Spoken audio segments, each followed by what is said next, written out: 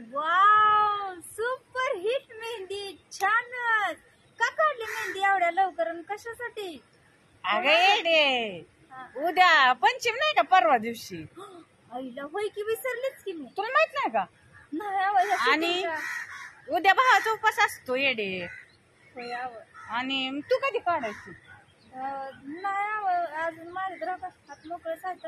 पण तुम्ही एवढ्या लवकर का काढली? काय कारण बरं?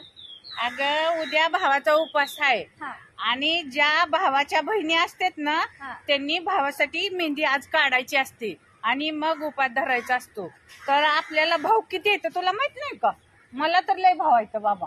लय? हा, मला बघ फेसबुकला भाव येतं इतकं इतकं. मला युट्यूबला पण भाव येतं, इंस्टाग्रामला पण भाव येतं. आणि माझं सक्क पण 2 भाऊ होतं, त्यातला एक भाऊ वारलाय आणि एक आहे आता. आणि माझं आसपासचं मानलेलं भाऊ. मग इतक्या भावांसाठी ही मेहंदी आहे. आणि उद्या भावाचा उपवास आहे. मग त्या भावाच्या उपवासासाठी ही मेहंदी काढायचीच असते भावाच्या बहिणीनं.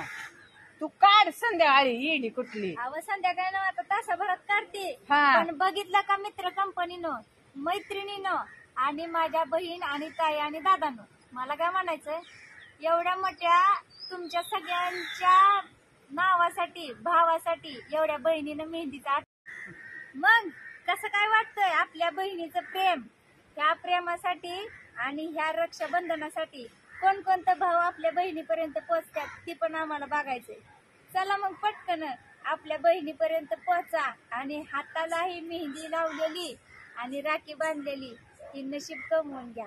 येणार आहे की, बरेच भावांनी मेसेज केलाय मला आम्ही येणार आहे म्हणून.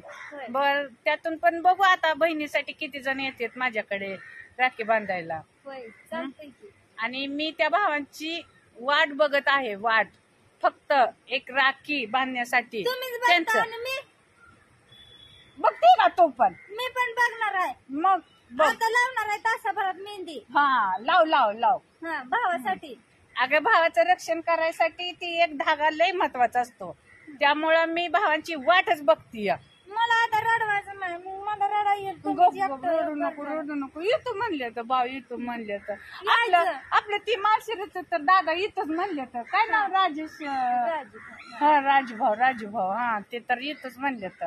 काल पण त्यांनी मेसेज केलता आई संग बोला म्हणून आणि तुम्ही या इकडे म्हणून.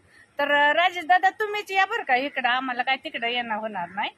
तर आतापर्यंत जी पण आपल्या युट्यूब फॅमिली मधले ज्यांनी आम्हाला मनापासून बहीण मानली त्यांनी नक्कीच या रक्षा पौर्णिमेला आम्ही वाट बघतोय आणि वाट बघतोय.